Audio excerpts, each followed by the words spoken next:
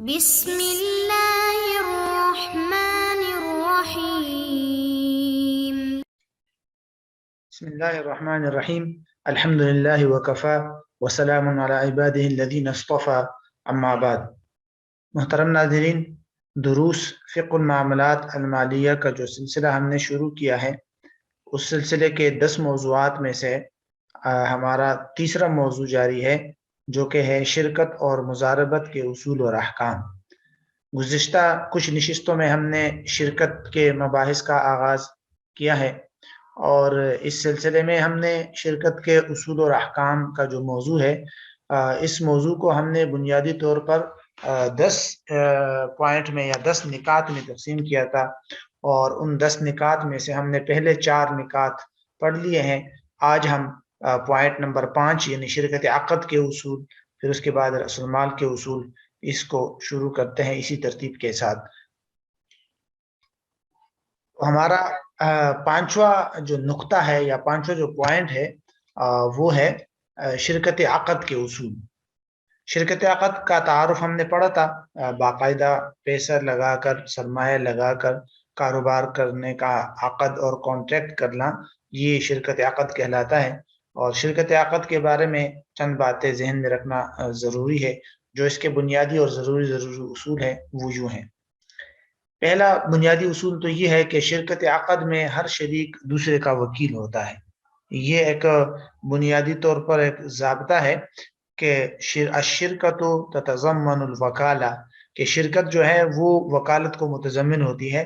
یہی وجہ ہے کہ کاروبار میں شریک جو اتنے بھی پارٹنر ہیں، وہ تمام کے تمام پارٹنر اور سب شرکاء کو وکالت کے طور پہ یہ حق حاصل ہوتا ہے کہ وہ بطور وکیل خرید و فروخت کا معاملہ کر سکتے ہیں. مطلب جو کاروبار کے معاملات ہوتے ہیں، ہر پارٹنر وہ معاملات کر سکتا ہے، کیونکہ ہر پارٹنر دوسرے کی طرف سے ایک طور پہ ایک قسم کا وکیل شمار کیا جاتا ہے.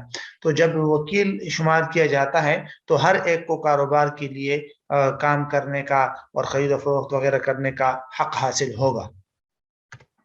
تو یہ بنیادی پہلا اصول ہے. دوسرا اصول یہ ہے کہ نفع کا جو بھی تناسب ہو عقد کے وقت طے ہو جائے، یعنی کہ جو بھی تناسب عقد کے وقت طے ہو جائے تو اسی کے مطابق عمل کیا جائے گا.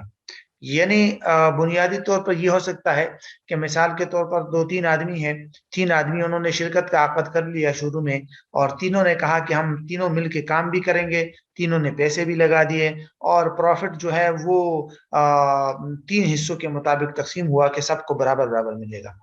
اب بعد میں جب پروفٹ اور نفع ہوگا تو اسی تناسب سے ان میں تقسیم ہوگا، یعنی کہ سب کو برابر برابر ملے گا، خواہ کسی ایک فریق نے کام نہ بھی کیا ہو. کیونکہ شروع میں تو سب نے کہا تھا کہ ہم کام کریں گے، تو بعد میں اگر کسی فریق نے عمل نہیں کیا یا اس کو عمل کرنے کا، کام کرنے کا وقت ہی نہیں ملا یا موقع ہی نہیں ملا، تو باقی جو 2 شرکاء ہے وہ اس کو یوں نہیں کہہ سکتے کہ چونکہ تم نے کام نہیں کیا لہذا تمہیں کم نفع ملے گا. نہیں، نفع اسی طریقے کے مطابق تقسیم ہوگا، اسی شرط کے مطابق تقسیم ہوگا جو شروع میں طے کیا جائے. بعد میں اس بنیاد پر نفع کاٹنا اور اس کو کم کرنا جائز نہیں ہے کہ تم نے کم کام کیا ہے یا تم نے ذمہ داری کم لی ہے، تم نے یہ کیا ہے، تم نے وہ کیا ہے، یوں جائز نہیں ہے. یہ ہے بنیادی طور پر دوسرا اس کا اصول. ہاں، باقی یہ بات کہ کوئی اپنے لیے کتنا نفع رکھ سکتا ہے وہ بات الگ ہے، وہ آگے اس کی تفصیل آ جائے گی. تیسرا بنیادی اصول اس کا یہ ہے کہ ہر شریک دوسرے کی طرف سے امین ہوتا ہے. یہ بھی اس کا قاعدہ ایک شرکت کا ضابطہ ہے، الشریک امین. اس کا تقاضا یہ ہوگا کہ اگر کسی پارٹنر اور کسی شریک کے ہاتھ میں جو شرکت کا مال ہے وہ ضائع ہو جاتا ہے، اور اس کو ضائع کرنے میں اس پارٹنر یا شریک کی کوئی کوتاہی، غفلت، کوئی تعدی وغیرہ نہ ہو، تو پھر ایسی صورت میں وہ ذمہ دار نہیں ہوگا اکیلا. تمام شرکاء اپنے سرمایہ کی تناسب سے، یعنی کہ اپنے سرمایہ کے پرسنٹیج کے حساب سے ذمہ دار ہوں گے نقصان کے. تو ہاں، البتہ اگر تو اس نے جان بوجھ کے کچھ مال ضائع کر دیا، کوئی غفلت اور کوتاہی کر دی، پھر الگ بات ہے، پھر وہ ضامن ہوگا. جس طرح کے عام امانت کا حکم ہوتا ہے نا، تو ایسے ہی شرکت کے مال کا حکم ہے کہ ہر پارٹنر کے ہاتھ میں وہ جو شرکت کا مال ہے وہ امانت کے حکم میں ہے. چوتھا جو بنیادی اصول ہے وہ یہ ہے کہ عقد کے تمام حقوق عقد کرنے والے شریک پر لازم ہوں گے. یعنی عقد کے اپنے حقوق ہوتے ہیں، اپنے رائٹس ہوتے ہیں، اپنی ذمہ داریاں ہوتی ہیں نا، تو ان کا تعلق اسی آدمی کے ساتھ ہوگا جس نے وہ معاملہ کیا ہوگا. باقی شرکاء پر وہ چیزیں لازم نہیں ہوگی. مثال کے طور پہ 5 شرکاء ہے، پارٹنرز ہیں، وہ کاروبار کر رہے ہیں. ان میں سے ایک پارٹنر نے کسی دکاندار کے ساتھ کاروبار کے لیے کوئی معاملہ کر دیا، دکاندار کو کوئی چیز بیچ دی یا کوئی چیز خرید لی. اب یہ جو ایک معاملہ ہے دکاندار کے ساتھ، اس معاملے کی جتنی ذمہ داریاں اور حقوق ہے، مطلب وہ جو چیز بیچی ہو تو اس کو دکاندار کے حوالے کرنا یا لینا، اور اسی طرح اس کو پیسے دینا یا لینا، یہ اسی آدمی کی ذمہ داری ہوگی. وہ جو 5 پارٹنر میں سے جس نے وہ کانٹریکٹ اور وہ معاملہ کیا ہے اسی کی ذمہ داری ہوگی. سارے حقوق، سارے رائٹس وغیرہ اور ساری رسپانسبلٹی اسی کی ہوگی. اب یہ نہیں ہو سکتا کہ وہ دکاندار کہیں جو ہے تم یعنی دکاندار باقی شرکاء سے، باقی پارٹنر سے جا کے مطالبہ کرے کہ بھئی رقم دے دو، آپ کے ساتھی نے، آپ کے شریک نے مجھ سے اتنا مال لیا ہے، یا کسی چیز کا مطالبہ کرے، تو وہ نہیں کر سکتا. خاص کانٹریکٹ جس نے بھی کیا ہوگا وہی شریک جو ہے وہ ان حقوق اسی سے ان حقوق وغیرہ کا اور ذمہ داریوں کا مطالبہ کیا جائے گا. تو یہ بنیادی اصول ہے شرکت عقد کا چوتھا اصول. پانچواں اصول یہ ہے کہ کوئی شریک دوسرے شرکاء کی اجازت کے بغیر کاروبار کا مال کسی کو قرض نہیں دے سکتا.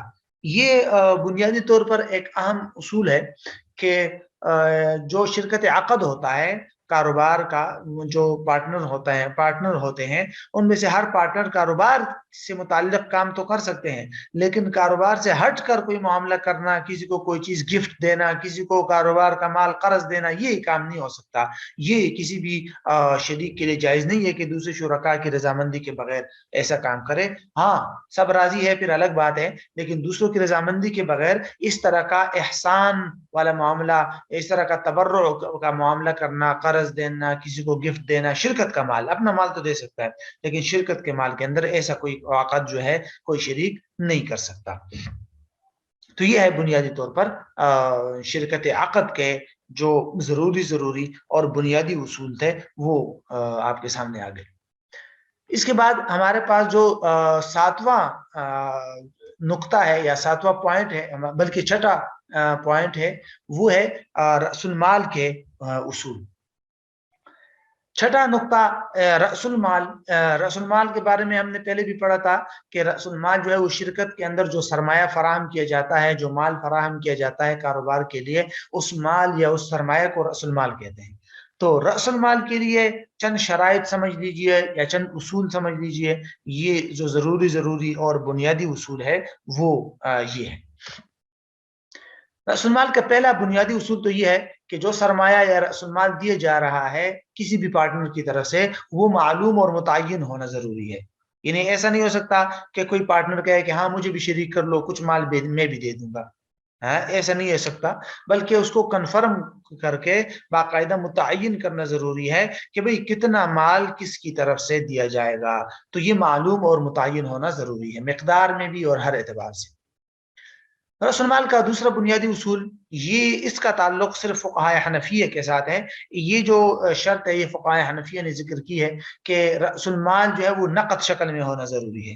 نقد شکل کا مطلب ہوتا ہے سونا چاندی یا دیگر جو کرنسی وغیرہ ہوتی ہے اس کی شکل میں رأس المال ہو سکتا ہے. کسی سامان وغیرہ اور عروض وغیرہ کی شکل میں سرمایہ فراہم کر کے شرکت کا معاملہ نہیں کیا جا سکتا. یہ حنفیہ کا اصول ہے. مثال کے طور پر 3 آدمی شرکت کر رہے ہیں، ایک نے 5 لاکھ دے دیے، دوسرے نے 5 لاکھ دے دیے، اور تیسرے نے کہا کہ میری طرف سے یہ گاڑی کاروبار میں لگا دو، یہ جو میری گاڑی ہے ٹیکسی ہے اس کو کاروبار میں لگائی، آپ لوگوں کے 10 لاکھ روپے ہو گئے، میری طرف سے یہ گاڑی ہو گئی، گاڑی بھی کاروبار میں استعمال ہوگی، لہٰذا اور سب کو برابر نفع ملے گا. تو حنفیہ اس کی اجازت نہیں دیتے. حنفیہ کہتے ہیں کہ جو سرمایہ ہوتا ہے وہ نقد شکل میں ضروری ہے. اس طرح کا سامان وغیرہ، اس طرح کی کسی عین اور عروض وغیرہ کو رأس المال نہیں بنایا جا سکتا، اس پر شرکت اور پارٹنرشپ کا معاملہ نہیں کیا جا سکتا. ہاں اس کی صورت یہ ہو سکتی ہے پھر کہ حنفیہ کہتے ہیں کہ جو آدمی سامان یا جو چیز دے رہا ہے وہ یوں کہہ دے باقی شرکاء کو کہ اس چیز کو بیچ کر جو پیسے حاصل ہو جائے وہ پیسے کاروبار میں لگا دو. پھر ٹھیک ہے، پھر تو اس کو حنفیہ بھی منع نہیں کرتے. مثال کے طور پر وہ جو تیسرا پارٹنر ہے وہ یوں کہہ دے کہ میری یہ گاڑی ہے، یہ گاڑی بیچ دو 5 لاکھ تک، اور جو بھی پیسے آ جائے 5 لاکھ 4.5 لاکھ جو وہ کاروبار میں لگا دو، تو ٹھیک ہے، پھر تو وہ نقد شکل میں ہو گئی. لیکن صرف گاڑی جو ہے وہ اس کو کاروبار میں لگانا حنفیہ کے ہاں درست نہیں ہے. اس کے بالمقابل فقہائے حنابلہ اور فقہائے مالکیہ انہوں نے اس بات کی اجازت دی ہے کہ عروض اور سامان وغیرہ کو یعنی غیر نقد شکل میں کسی اثاثے وغیرہ کو شرکت میں رأس المال بنایا جا سکتا ہے. تو ایسی صورت میں پھر اس پارٹنر کا کتنا حصہ ہوگا کاروبار میں؟ مثلا 3 آدمی ہے، ایک نے 5 لاکھ لگائے، دوسرے نے 5 لاکھ لگائے، تیسرے نے گاڑی دے دی، تو دونوں کا تو خیر کاروبار میں حصہ معلوم ہے، لیکن اس تیسرے کا حصہ کتنا ہے کاروبار میں؟ تو وہ کہتے ہیں کہ اس وقت اس کی مارکیٹ ریٹ اور مارکیٹ قیمت معلوم کر کے اس گاڑی کی اس تناسب سے وہ کاروبار میں شریک ہو جائے گا، اور اس کی اجازت ہے. تو فقہائے حنابلہ اور مالکیہ نے اس کی اجازت دی ہے. معاہر شرعیہ کے اندر بھی اس کی اجازت دی گئی ہے معیار نمبر 12 میں. اور اسی طرح جدید اور معاصر علماء نے بھی، یعنی کہ معاصر محققین نے بھی ضرورت کی وجہ سے حنابلہ اور مالکیہ کی رائے کو اختیار کیا ہے. جیسے کہ امداد الفتاوی میں حکیم الامت حضرت تھانوی رحمہ اللہ نے بھی گنجائش دی ہے اس کی. تو بہرحال اس کی گنجائش دی گئی ہے. تیسرا بنیادی اصول رأس المال سے متعلق یہ ہے کہ کسی ایسی چیز کو رأس المال بنانا جائز نہیں ہے جو کسی دوسرے پر دین یا قرض ہو. یعنی قرض کو آپ شرکت اور پارٹنرشپ کے لیے سرمایہ یا رأس المال نہیں بنا سکتے. مثال کے طور پر 3 آدمی شرکت کر رہے ہیں، ایک نے 5 لاکھ دے دیے، دوسرے نے 5 لاکھ دے دیے، تیسرا کہتا ہے کہ میرے جو 5 لاکھ ہے وہ فلاں خالد کے ذمہ قرض ہے، اس کو آپ لوگ جو ہے وہ شرکت میں لگا دو، بعد میں ہم اس سے لے لیں گے. ٹھیک ہے، تو دین کو شرکت رأس المال بنا دیا، قرض کو. یا یہ کہہ دے تیسرا کہ ان دونوں میں سے کسی ایک پر تیسرے کا قرض ہو، وہ کہتا ہے کہ آپ پر میرا جو قرض ہے وہی رأس المال ہے، تو یہ درست نہیں ہے. ہاں اس کی صورت یہ ہو سکتی ہے کہ یوں کہہ دے کہ بھائی فلاں آدمی کے اوپر میرا قرض ہے، تم میرے وکیل بن کر جا کر وہ قرض لے لو، اس کو کاروبار میں لگا دو، تو پھر ٹھیک ہے، پھر وہ دوسرا آدمی وکیل بن کر جا کر قرض وصول کرے، پھر کاروبار میں لگائے تو ٹھیک ہے. ورنہ تو اس کے بغیر ڈائریکٹلی یوں کہہ دینا کہ فلاں جو قرض ہے میرا فلاں شخص کے ذمہ وہ کاروبار میں ہے، میری طرف سے وہ کاروبار میں، تو پھر یہ درست نہیں ہے. اس طرح اس کو کاروبار میں لگانے سے عقد جو ہے وہ درست نہیں ہوگا. تو بہرحال یہ بنیادی طور پر 3 اصول ہے رأس المال کے کہ جو ہے معلوم متعین ہونا ضروری ہے، حنفیہ کے ہاں نقد شکل میں ہونا ضروری ہے، دیگر ائمہ جو ہے اس کی اجازت دیتے ہیں کہ غیر نقد شکل میں بھی اس کی گنجائش ہے، اور کسی دین اور قرض وغیرہ کو رأس المال نہیں بنایا جا سکتا.